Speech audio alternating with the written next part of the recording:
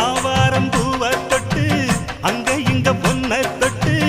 ஏதேதோ ஆனதடி எனக்கு ஆகாத நாள் இது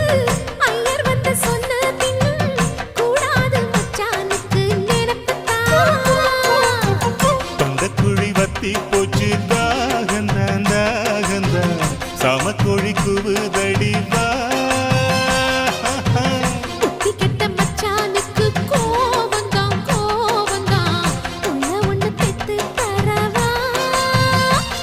அந்த சங்கதி பேசிடத்தாள் சந்தனம் பூசிடத்தான்